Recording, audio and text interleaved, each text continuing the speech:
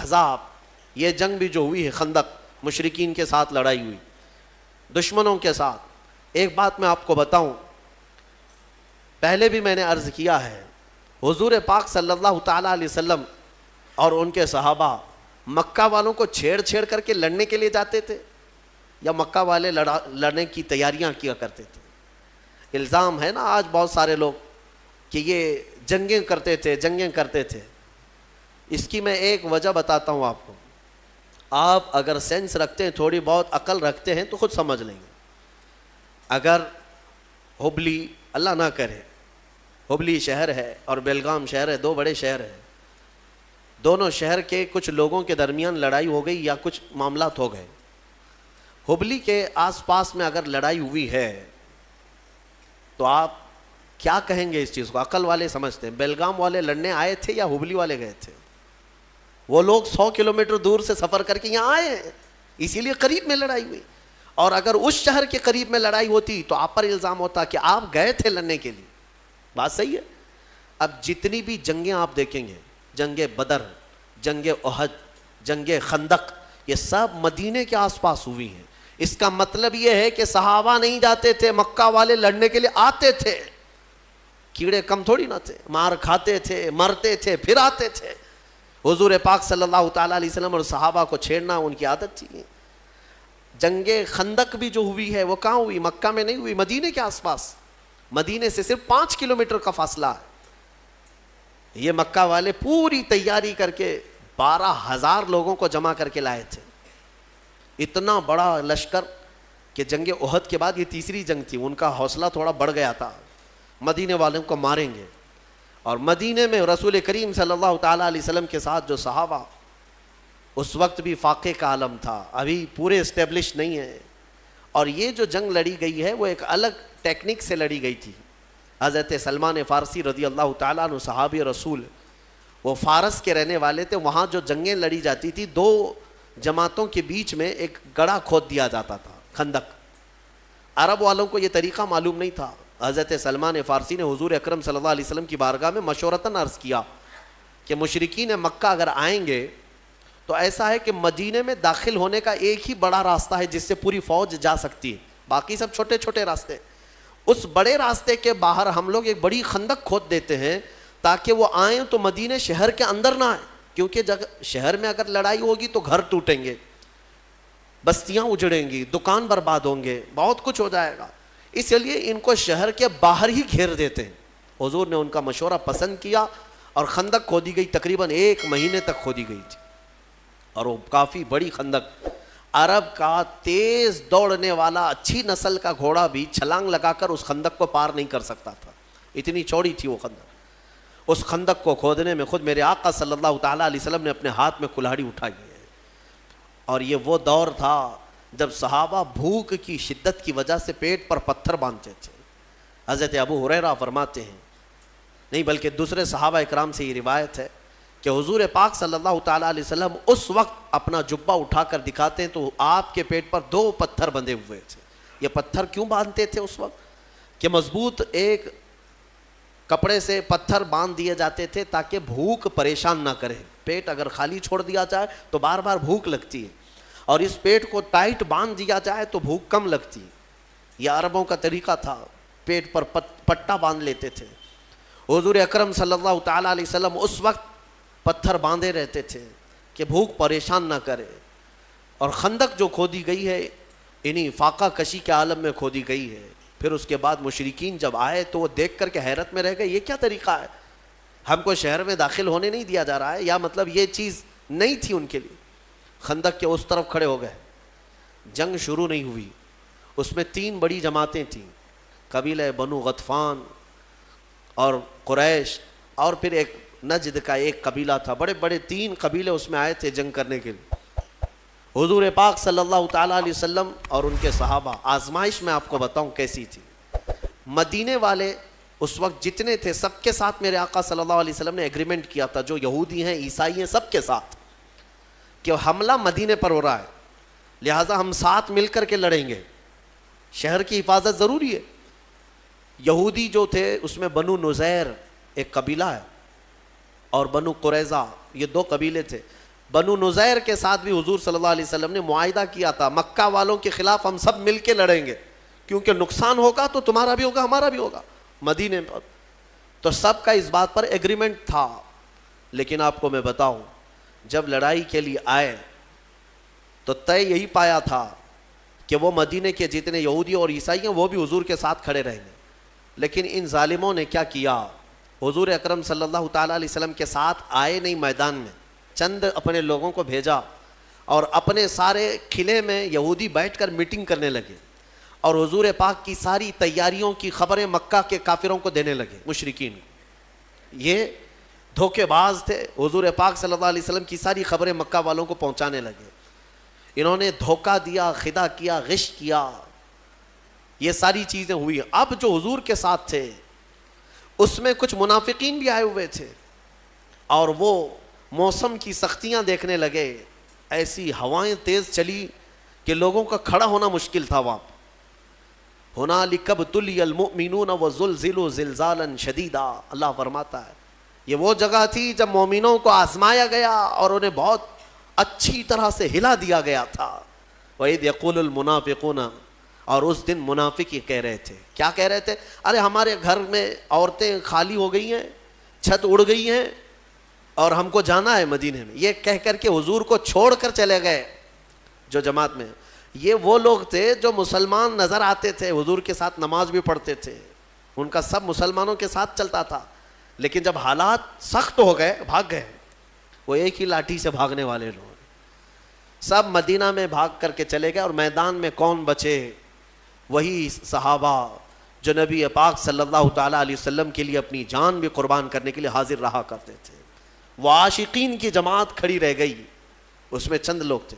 اب مجھے بتائیے، منافقین چھوڑ کر مدینے گئے، یہودی دھوکہ دے کر کے میٹنگ کر رہے ہیں مدینے میں بیٹھ کر، اور سامنے 12,000 کا لشکر ہے مشرکین کا اور خندق ہے، اور صحابہ کے پاس کھانے پینے کو کچھ بھی نہیں ہے. ایک رات ایسی بھی آئی، ایک رات کہ وہ مشرکین وہاں بڑے بڑے جانور ذبح کر کے بھون رہے تھے، گوشت کھا رہے تھے، روٹیاں پک رہی تھیں. ظاہر سی بات ہے ادھر کے کھانے کی خوشبو ادھر بھی آتی ہوگی. اور ادھر صحابہ کا حال یہ تھا کہ 10 صحابہ میں 4 کھجوریں گھوما کرتی تھی. 10 صحابہ میں رات کے وقت صحابہ کھڑے رہ جاتے اور ان کے کھانے پینے چل رہے ہیں. حضور پاک صلی اللہ تعالیٰ علیہ وسلم نے صحابہ سے پوچھا کہ مجھے لگتا ہے کہ تمہیں کھانے کی خوشبوؤں نے پریشان کر رکھا اور ادھر کے کھانے کی. میں ایک بات بتاتا ہوں، حضور اگر خیمے میں آرام کر رہے ہو، گھر کے اندر ہو، ایک بھی کوئی صحابی ادھر سے ادھر گیا ہو 2 روٹیاں مانگنے کے لیے یا 1 بوٹی مانگنے کے لیے کہ میاں ہمیں بھی تھوڑا سا کھانا پانی دے دو، لنگر بٹتا ہے تو کیسے بھیڑ لگ جاتی ہے، ایک صحابی بھی گیا ہو، تاریخ میں ڈھونڈ کر کے نکالو، ایک صحابی سے بھی آپ نہیں دکھا سکو گے. یہ وہ لوگ نہیں ہیں جو 500,000 کی نوٹ دکھائے تو پارٹی بدل لیں. ہاں صبح کچھ اور جھنڈا، دوپہر میں کچھ اور جھنڈا، شام میں کوئی اور جھنڈا، سب کے 1000 ہیں. گلے میں پٹا بھی الگ الگ ہے، صبح نیلا پٹا تھا، دوپہر میں پیلا پٹا اور رات میں لال پٹا. یہ سارے دوپٹے والے ہیں، ان کا کوئی اپنا موقف نہیں ہوتا، صرف اور صرف دولت کے ہوس میں ادھر سے ادھر بدلنے والے. میرے عزیزو، صحابہ کرام کا حال یہ تھا، شدت کی بھوک تھی لیکن کھانے نے ان کے قدموں کو نہیں ڈگمگایا. حضور پاک نے جب پوچھا تو صحابہ عرض کرتے ہیں، یا رسول اللہ صلی اللہ تعالیٰ علیہ وسلم، ہم میں سے کوئی اس میدان میں کھانے روٹی بوٹی کے لیے نہیں آئے، ہم تو اپنی جانیں آپ کے قدموں پہ لٹانے آئے ہیں. صحابہ کرام کا وہ جذبہ تھا. اس کے بعد ہوا کیا، ایک صحابی کی وجہ سے پوری جنگ پلٹ گئی. حضرت نعیم یہ ادھر کے خیمے کے تھے، ایمان لے آئے. حضور پاک صلی اللہ علیہ وسلم کے چہرے جمال جہاں آرا کو دیکھ کر وہ بے قابو ہو گئے، خندق کراس کر کے آئے، ایمان لے آئے. اور پھر حضور پاک صلی اللہ تعالیٰ علیہ وسلم سے اجازت لے کر کے واپس اسی خیمے میں گئے. ان تینوں قبیلوں میں جو تھے، بڑے بڑے جو 3 قبیلے تھے، ان کے تینوں کے درمیان کچھ نہ کچھ چل رہی تھی باتیں. ظاہر سی بات ہے، لیڈ کون کرے گا، آگے کون جائے گا، اس میں بہت سارے جھگڑے ہوا کرتے ہیں. ان کے اندر اتحاد نہیں تھا. حضرت نعیم رضی اللہ تعالیٰ عنہ نے اسی کمزوری کو ان کے محسوس کیا اور تینوں قبیلوں کو برابر اپنی اپنی جگہ پر لگایا. قبیلہ بنو غطفان سے انہوں نے کہا کہ تم تو بیوقوف بنے جا رہے ہو. قریش جو ہے اپنے مجاہدین اور اپنے سپاہی پہلے نہیں اتاریں گے، پہلے تمہارے اتاریں گے. اور بنو نجد محمد صلی اللہ علیہ وسلم سے معاہدہ کر چکے ہیں، ہاں وہ تو ختم کرنے والے ہیں، جنگ میں لڑیں گے نہیں. ان سب میں آپس میں ہی یہ شک تھا کہ ہم سب دھوکے میں تو نہیں آ گئے. تینوں قبیلوں کے درمیان ایسی باتیں ہو گئی کہ دوسرے دن اٹھ کر کے سب لڑنے لگے کہ تمہارے پہلے اتارو، تمہارے پہلے اتارو. اس لیے کہ ان کو یہ شک ہو گیا تھا کہ اگر یہ قبیلہ اپنے سپاہیوں کو نہیں اتار رہا ہے تو اس کا مطلب ہے دال میں کچھ کالا ہے. وہ قبیلہ بھی یہی سمجھ رہا تھا کہ یہ کیوں نہیں اتار رہے ہیں. ان تینوں کے درمیان ایسی پھوٹ پڑی کہ وہ آپس میں لڑ پڑے. حضور پاک صلی اللہ تعالیٰ علیہ وسلم سے ابھی جنگ کی نوبت نہیں آئی. اچھا ایک بات اور بتا دوں، یہ جنگ ہونے سے ایک رات پہلے ادھر سے تینوں قبیلوں کے ایک سردار آئے حضور صلی اللہ علیہ وسلم کے پاس، کہا کہ ہم صلح کر لیں گے آپ سے، جنگ نہیں کریں گے، لیکن صلح اس بات پر ہوگی کہ مدینہ طیبہ کی جو کھجوریں سال بھر میں نکلتی ہیں وہ آدھی کھجوریں ہر سال پوری ہمیں دے دی جائیں گی بغیر معاوضے کے. یہ ٹیکس ہے، یہ صلح نامہ ہے. مدینے کے جتنے پھل ہیں آج پوری دنیا کھا رہی ہے. آپ جانتے نہیں ہیں مدینے کی کھجوروں کی برکت کیا ہوتی ہے، اندازہ بھی نہیں ہوگا آپ کو. میرے عزیزو آج کے زمانے میں کہہ رہا ہوں مدینے کے باغات کی جو کھجوریں نکلتی ہیں، آپ کو پتہ بھی ہے سال میں 2 کروڑ حاجی وہاں پہنچتے ہیں. 2 کروڑ تقریباً حج کے، عمرہ کے، رمضان کے، یہ سب ملا کر سال بھر میں 2 کروڑ لوگوں کا آنا جانا ہوتا ہے. اور 2 کروڑ میں سے ہر کوئی اگر 1 کلو بھی کھجور لے جاتا ہے تو 2 کروڑ کلو کھجور صرف مدینے سے نکلتی ہے. اور مدینے کے باغات کتنے ہیں وہ دیکھو تو آپ کو حیرت ہوگی. کہاں ہیں باغات؟ بہت نہیں ہے، ایسے نہیں ہے کہ جہاں تک دیکھو باغیچے ہیں. وہ چھوٹے چھوٹے باغیچے ہیں، کوئی 4 ایکڑ میں ہے، کوئی 6 ایکڑ میں ہے، کسی کا 10 ایکڑ میں ہے. اس طرح کے باغات ہیں. لیکن آج تک ہم نے نہیں سنا کہ سال بھر میں، رمضان میں ہو کہ حج کے موسم میں ہو یا کبھی بھی، حاجیوں کو کبھی کھجور مدینے میں کم پڑی ہو. کبھی نہیں ہوا، بلکہ ایکسٹرا ان کے پاس رہتی ہے ہمیشہ. مدینے کی کھجوروں کی جو برکت ہے وہ آپ سوچ بھی نہیں سکتے، اندازہ بھی نہیں لگا سکتے. یہ تو میں صرف اجوا کھجور کی بات کر رہا ہوں جو 2 کروڑ سے زیادہ نکلتی ہے. باقی اور مدینے میں 40 قسم کی کھجوریں اور پیدا ہوتی ہیں. یہ تو صرف اجوا کی بات میں کر رہا ہوں، اجوا تو ہر کوئی لے آتا ہے. اب آپ سوچیں ان مشرکین نے ایگریمنٹ میں لکھوایا تھا کہ آدھی کھجوریں ہمیں دے دی جائیں گی مفت میں اور ہم جنگ چھوڑ کے جائیں گے. حضور پاک صلی اللہ تعالیٰ علیہ وسلم نے محسوس کیا کہ صحابہ کم تعداد میں، بنو نذیر یہودی دھوکہ دے چکے ہیں، منافقین یہاں سے چھوڑ کے بھاگ چکے ہیں، اور ادھر ان کی طاقت بھی بہت زیادہ ہے، موسم بھی بڑا سخت ہے. حضور پاک صلح چاہتے تھے. صلح کا آپ نے ارادہ فرما ہی لیا. 2 صحابہ کو اس میں بلایا، دونوں کا نام سعد ہے، سعد ابن معاذ اور سعد ابن ابی عبادہ رضی اللہ تعالی عنہما. دونوں مدینے کے سردار صحابہ، انصار صحابہ میں. اور حضور دونوں کی عزت فرمایا کرتے تھے. دونوں کو بلایا، کہا میں ان تینوں قبیلوں کے سرداروں سے بات کر چکا ہوں، تم کیا سوچتے ہو؟ انہوں نے پوچھا کہ مشورے یعنی صلح میں کیا طے پایا ہے؟ حضور پاک صلی اللہ علیہ وسلم نے فرمایا کہ وہ مدینے کی سال بھر کی آدھی کھجوریں لے لیا کریں گے ہر سال. حضرت سعد اور دونوں سعد کھڑے ہو گئے، کہا یا رسول اللہ صلی اللہ علیہ وسلم آپ کا یہ مشورہ ہے یا حکم ہے؟ حکم ہے تو اسے ٹالا نہیں جا سکتا. اگر آپ مشورہ فرماتے ہیں تو ہمیں اجازت ہے. حضور پاک صلی اللہ علیہ وسلم نے فرمایا نہیں، میرا حکم نہیں ہے، میرا مشورہ ہے صلح کرنے کا. تو دونوں صحابہ اٹھے اور وہ ایگریمنٹ کا جو پیپر تھا اس کو اٹھائے اور پھاڑ دیا. حضرت سعد اس دن کہتے ہیں یا رسول اللہ صلی اللہ تعالیٰ علیہ وسلم، جب ہم کفر میں تھے، جب ہم مشرک تھے، تب ان خبیثوں کو ایک کھجور نہیں دیتے تھے، اور آج دولت ایمان ہمارے پاس ہے اور آدھی کھجوروں کی بات کی جاتی ہے.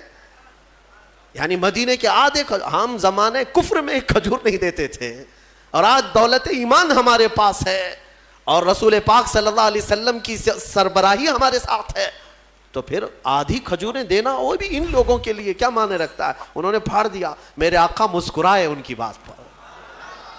یہ نہیں ہے کہ رسول کے خلاف ہو گئے، بلکہ حضور ان کے جذبے کو دیکھ رہے تھے. اس کے بعد وہی سعد ہیں جن کو کافروں نے اسی جنگ میں تیر مارا تھا، تو حضرت سعد کی پیشانی پر لگا تھا اور خون کا فوارہ جاری ہو گیا اور ان کے ہاتھ بھی کٹ گیا تھا حضرت سعد کا تیر سے. اور حضور پاک صلی اللہ تعالیٰ علیہ وسلم خود ان کا ہاتھ اپنے ہاتھ میں پکڑے رہے. حضرت سعد کا پورا خون اچھل کر میرے آقا کے چہرے پر لگتا تھا. حضور اکرم صلی اللہ علیہ وسلم اس صحابی کو اس قدر محبت فرمایا کرتے تھے. اب سنیے، دوسرے دن ہوا وہی جو حضرت سعد نے چاہا تھا کہ یہ لڑنے کی طاقت ہی نہیں تھی، بلکہ آپس میں گتھم گتھا ہوئے ایک دوسرے سے لڑ پڑے اور ایسا لڑے کہ ان کے تینوں قبیلوں کے جانور بھدک گئے. کسی کو ان کا گھوڑا لے کر بھاگتا تھا، کسی کو ان کا اونٹ لے کے بھاگتا تھا. پورے میدان میں تتر بتر ہو گئے. جنگ کا نقشہ جو ہے آپس میں جنگ میں تبدیل ہو گیا. اس کو اللہ نے فرمایا وَمَكَرُوا وَمَكَرَ اللَّهُ وَاللَّهُ خَيْرُ الْمَاكِرِينَ. کفار منصوبے بناتے رہتے ہیں اور اللہ خفیہ تدبیر کرتا ہے، اور اللہ کی تدبیر سب سے بہتر تدبیر ہوتی ہے. ختم ہو گئی. یہی جنگ احزاب ہے، یہی جنگ احزاب. اس سے حضور پاک صلی اللہ تعالیٰ علیہ وسلم جب واپس لوٹ رہے تھے، اب سنیے اب مسئلہ کیا تھا. وہ تو بھاگ گئے، بہت سارا مال سب چھوڑ کر مکہ والے بھاگے. اب حضور کو مدینے واپس آنا ہے، مدینے واپس آنا ہے. بیچ راستے میں حضرت جبرائیل آئے. کہا یا رسول اللہ صلی اللہ علیہ وسلم، رب تعالیٰ کی یہ منشا ہے کہ ان مشرکین سے تو آپ نپٹ گئے، وہ بنو نذیر یہودی جو دغا کیے، دھوکہ کیے، ان کے ساتھ بھی آپ جنگ کے لیے یہیں سے نکلے. ایک جنگ ختم ہوئی ہے، ابھی مدینے پہنچے نہیں. پھر جبرائیل امین کا حکم آیا کہ یہیں سے ان کو بھی نپٹا کر کے آ جائیں جو دھوکہ دیے ہیں. بنو نذیر یہ بھی مدینے کے باہر رہتے تھے. ایک قلعے میں بند ہو کر انہوں نے ایگریمنٹ بھی توڑ دیا تھا، بلکہ ہتھیار صاف کر رہے تھے کہ اب مکہ والوں نے تو مدینے حضور صلی اللہ علیہ وسلم کو مار دیا ہوگا، ہم بھی نکلیں گے، ہم بھی ماریں گے، پورا مدینہ ہمارا ہے. وہ سارے شیخ چلی کے پلان پہلے سے بن رہے تھے، انہیں پتہ ہی نہیں میدان میں ہوا کیا ہے. جب وہاں پر وہ سب میٹنگیں چل رہی تھی، ادھر جبرائیل امین حضور سے عرض کر رہے تھے کہ آقا رب تبارک و تعالیٰ کا حکم ہے. اب میرے آقا صلی اللہ تعالیٰ علیہ وسلم نے صحابہ سے پوچھا، ایک مہینے تک جنہوں نے خندق کھودی ہو، بھوک کے پیاسے کھڑے ہوں، کئی زخمی ہو چکے، اور اس جنگ کی اختتام کے بعد مدینے لوٹ رہے ہوں، بیچ راستے میں حضور پھر کہیں کہ یہاں سے اور ایک جنگ پہ جانا ہے، کیا کیفیت ہوگی؟ سننے میں تمہیں آسان لگے گا، پریکٹیکلی معلوم پڑے گا. روزے کے عالم میں صبح نکل کر کے کسی جگہ جاؤ، کام کرو، دوپہر میں کوئی آ کر کے کہے یہاں سے اور ایک جگہ جانا ہے، منہ لٹکا لو. ہاں وہ صحابہ ایک مہینے تک وہاں کھڑے رہے بھوکے پیاسے، ایک دن کی بات نہیں. جنگ میں بیچ راستے میں حضور پاک نے پوچھا صحابہ سے کہ میرے صحابہ، جبرائیل آئے اور مجھے اللہ تعالیٰ کا پیغام سنا ہے کہ یہاں سے بنو نذیر کے خلاف جنگ کے لیے ہمیں نکلنا ہے، جنہوں نے دھوکہ دیا ہے مدینے والوں کو، تمہارا کیا خیال ہے؟ صحابہ نے یہ کہا کہ مرہم پٹی کر لیں گے، کھانا پانی پی کر کے کھا کے آئیں گے، بیویوں سے بات کر کے آ جائیں گے، گھر بار دیکھ کے آئیں گے. مہینہ بھر ہوا. حضور نے جب پوچھا کہ تمہارا کیا خیال ہے، صحابہ کہتے ہیں یا رسول اللہ دیر کس بات کی، چلے یہیں سے چلتے ہیں. ایک صحابی نے بھی یہ نہیں کہا کہ مدینے جانا ہے، مدینہ 5 کلومیٹر ہے، وہیں سے میرے آقا کے ساتھ چل پڑے. قرآن نے اسی لیے ان صحابہ کے بارے میں کہا ہے رضی اللہ عنہم ورضوا عنہ، اللہ ان سے راضی ہوا اور یہ اللہ سے راضی ہوئے. یہ یوں ہی نہیں ہے، اللہ تعالیٰ ان صحابہ سے کیوں راضی تھا کہ انہوں نے اپنی جانیں جوخم میں ڈالی ہیں لیکن شکایت کبھی نہیں کیا. بھوک بھی برداشت کیا، پیاس بھی برداشت کیا، مصیبتیں بھی برداشت کی، لیکن شکایت کبھی نہیں کیا. بنو نذیر کی جنگ میں بھی گئے اور پھر اس قلعے کا محاصرہ کیا. وہ تو میاں مٹھو بنے ہوئے پہلے سے پلان بنا رہے تھے، ان کو ایسا لگ رہا تھا ہم مار ڈالیں گے، کاٹ ڈالیں گے، ختم کر ڈالیں گے. حضور پاک باہر کھڑے صحابہ کے ساتھ، ان کو بلایا آ جاؤ. انہوں نے کہا ہم جنگ کریں گے. حضور پاک صلی اللہ علیہ وسلم کی طرف سے حکم ہوا کہ ہم جنگ نہیں کرنا چاہتے، تم آ جاؤ، تم سب نے دھوکہ دیا، ایگریمنٹ توڑے. اندر سے ان لوگوں نے پلان بنا کر کے یہ کہا کہ چلو لڑتے ہیں جتنے ہیں. کیا لڑ پاتے محمد عربی صلی اللہ علیہ وسلم کے ان شیروں کے ساتھ. نیچے آئے, دوپہر تک نہیں ہوئی کہ سب کے سب وہیں ڈھیر ہو گئے, کئی قیدی بن گئے اور کئی مارے گئے, اور اس کے بعد اس علاقے کو, اس اڈے کو بھی ہمیشہ کے لیے ختم کر دیا گیا, بنو نذیر کو. اب مدینہ طیبہ میں نبی پاک صلی اللہ تعالیٰ علیہ وسلم کی اسی سلطنت کا اسٹیبلشمنٹ ہوا جو آج تک ہمارا مرکز اسلام ہے. حرزہ سرائیاں مدینے کو خراب کرنے کی اس وقت سے کوششیں ہوتی رہی, جنگیں یوں ہی نہیں ہوئی ہیں, وجہ تو کچھ تو رہی ہے. کوئی بھی جہاد میرے پاس لا کر کے دکھاؤ, میں اسباب بتاتا ہوں, اس کے ریزن بتاتا ہوں کہ کیوں ہوئی, تب تمہیں پتہ چلے گا کہ انصاف اور حق کس کی طرف ہے. یقیناً میرے آقا صلی اللہ علیہ وسلم رحمت للعالمین ہے. ہاں, وہ جنگوں کے لیے نہیں بلکہ خواہش نہیں فرماتے. خود میرے آقا نے فرمایا کہ جنگوں کی خواہش مت کرو, دشمن سے مڑ بھیڑ ہونے کی تمنا مت کرو کہ میں جاؤں گا, ماروں گا, کاٹوں گا, نہیں, تمنا مت کرنا. میرے آقا کی حدیث ہے. ہاں, حضور نے پھر اس حدیث میں یہ بھی فرمایا, ہاں اگر کوئی زبردستی تمہارے سر پر سوار ہو جائے تو پھر اپنے قدم بھی پیچھے مت ہٹانا, پھر ثابت قدمی کے ساتھ جمے رہنا, کیونکہ اللہ تبارک و تعالیٰ نے ہمیں بھی قوت عطا فرمائی ہے, طاقت ہمیں بھی عطا فرمائی ہے. اسی لیے میں آج یہ کہتا ہوں میرے عزیزوں, آج کچھ برساتی کیڑے نکلے ہوئے ہیں گلی کوچوں میں, اور دنگائی جو فساد مچا کر, مجھے ہنسی بھی آتی ہے اور حیرت بھی ہوتی ہے کہ کچھ لوگ اپنے اپنے شکتی پردرشن کے لیے تلواریں لہرا کر کے دکھا رہے ہیں مسجدوں کے باہر, چھریاں, چاقو, تلواریں. کیا اب یہ جلوس تلواروں کا ہونے لگ گیا؟ مجھے حیرت ہوتی ہے کہ یہ آج اس طرح سے کیوں پرمیشن دی جا رہی, کیوں اجازت دی جا رہی ہے, وہی بہتر جانے. لیکن میں ایک جملہ ضرور کہنا چاہوں گا, ان تمام کیڑوں سے جو ابھی ابھی برسات میں پیدا ہوئے ہیں, تلواریں تم ان کو دکھا رہے ہو جو 1400 سال سے کربلا سنتے آ رہے ہیں. 1400 سال سے جو کربلا سنتے آ رہے ہیں, ان کے سامنے تم یہ ساری چیزیں لہرا رہے ہو. ہم خواہش نہیں رکھتے جنگ کرنے کی, ہم اپنے ملک عزیز کے امن کو خراب ہونے نہیں دینا چاہتے. ہم یہاں پر اس ملک کی فضا کو مقدر اور برباد ہونے نہیں دینا چاہتے. الحمدللہ یہاں کی مٹی سے ہمیں محبت ہے, امن و امان قائم رکھنے کی ہم بھرپور کوششیں کرتے ہیں. لیکن جن کیڑوں کو آج یہ پرمیشن دی گئی ہے, اجازت دی گئی ہے ماحول خراب کرنے کی, میں ان حکومت پر بیٹھے ہوئے, تخت پر بیٹھے ہوئے لوگوں کو بھی تنبیہ کرنا چاہتا ہوں. اگر تم یہ سمجھتے ہو کہ ان کے لڑنے سے صرف تمہاری سیٹیں گرم ہوں گی, کرسیاں رہیں گی, ایک دن آئے گا یہ آگ لگے گی تو کرسی بھی جلے گی. ہاں, آگ لگے گی تو کرسیاں بھی جلیں گی. اس لیے کوشش یہ کرو کہ امن خراب نہ ہونے پائے. ساری کمیونٹیاں جس طرح یہاں پر امن کے ساتھ, عزت کے ساتھ رہتی تھی, سب عزت کے ساتھ رہے. سارے امن کے پیغامات ہمیں ہی سنانے کے لیے کہا جا رہا ہے کہ مسلمانوں کو تنبیہ کرو, مسلمانوں کو سمجھاؤ. سمجھا کر کے تو تھک گئے. ہم مسلمانوں کو اخلاق ہی کی تو باتیں کر رہے ہیں آج تک. ہم نے کب ان کے ہاتھوں میں تلوار دیا ہے, کب ان کے ہاتھوں میں بندوقیں دی ہیں. لیکن باضابطہ ایک جماعت ایسی ہے جو پورے ہندوستان میں اپنے نوجوانوں کے ذہنوں میں زہر گھول رہی ہے مسلمانوں کے خلاف, اس طرح سے کہ انہیں تلواریں اٹھانے کا اور انہیں بندوق اٹھانے کا اور انہیں ہتھیار اٹھانے کا بار بار اکساؤ والا بیان اور بھڑکاؤ بیان یہ دے دے کر کے انہیں پریپیئر کیا جا رہا ہے, تیار کیا جا رہا ہے. کیا یہ ہماری آنکھوں سے چھپا ہوا ہے؟ آج سب دیکھ رہے ہیں سوشل میڈیا پر, بلکہ میں سمجھتا ہوں ڈپارٹمنٹ بھی دیکھ رہی ہوگی, حکومت بھی دیکھ رہی ہوگی, سارے لوگ دیکھ رہے ہیں. لیکن جن لوگوں نے آنکھیں میچ رکھی ہیں, آج کل پھر اچانک کھولنا پڑ جائے گا آنکھیں. اس لیے ماحول خراب کرنا یہ اچھی چیز نہیں ہے. اسی لیے جو اس نے کہا ہے وہ سچ کہا ہے, لگے گی آگ تو آئیں گے مکان کئی زد میں, یہاں ہمارا ہی مکان تھوڑی نہ ہے, سب کے مکان جلیں گے. پھر اللہ تبارک و تعالی امن برقرار رکھنے کی ہمیں توفیق عطا فرمائے.